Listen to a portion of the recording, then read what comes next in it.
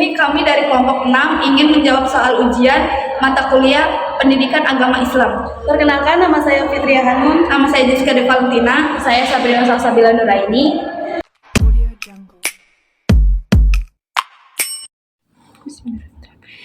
Jadi di sini saya ingin menjawab pertanyaan nomor 1. Yang pertama, yang berbunyi kaifa yanzuru an yadhhabu syai'un wa huwa zahirun min kulli syai'in. Yang artinya, bagaimana mungkin Allah Subhanahu wa taala dihisab oleh sesuatu, padahal Allah Subhanahu wa taala menampakkan segala sesuatunya.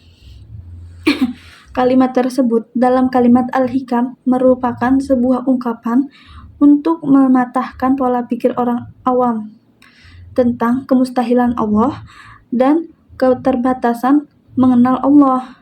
Kenapa dipatahkan? Karena Allah sungguh jauh dari pradaga orang awam.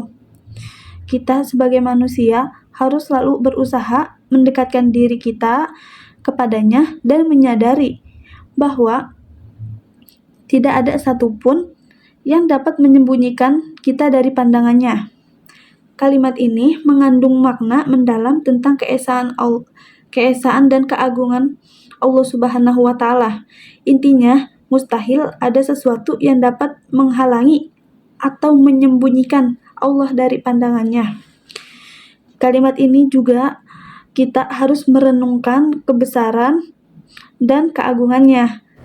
Di sini saya ingin menjawab pertanyaan nomor 2 mengenai Al-Hikam. Mastudiq fi ghaibis sarair zuharu fi syahadati zuwahir.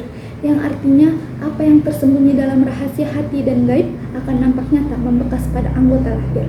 Dasar hikmah dari Al-Hikam tersebut adalah, ingatlah, di dalam jasad terdapat segumpal darah.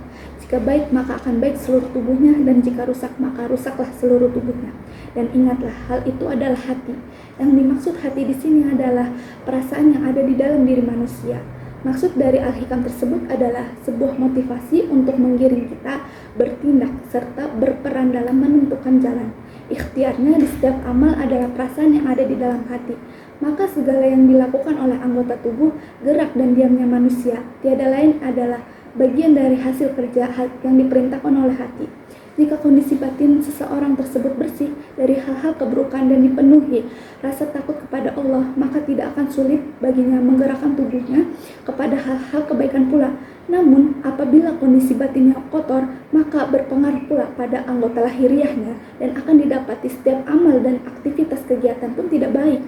Banyak kita temukan daripada golongan kedua tersebut berusaha menutupi keburukan zahirnya dengan sebuah kemunafikan, yakni berusaha menutup segala sifat kejelekannya dari pandangan orang lain, sehingga orang lain dapat berasumsi dan menilai bahwa dia adalah orang yang mempunyai sifat-sifat kebaikan saja.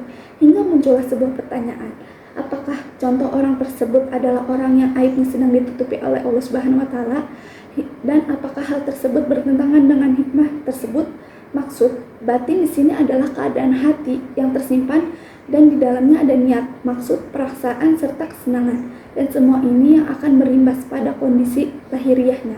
Contoh, misalnya jika seorang dalam hatinya penuh dengan rasa iri terhadap orang lain, meskipun ia berusaha untuk menyembunyikan perasaannya, akhirnya sifat iri tersebut akan terlihat dari sikap atau perkataannya, seperti memberikan komentar negatif tentang orang yang ia iriin. Sebaliknya, jika seorang memiliki hati yang penuh dengan rasa syukur dan cinta, ini akan tercermin dalam tindakannya.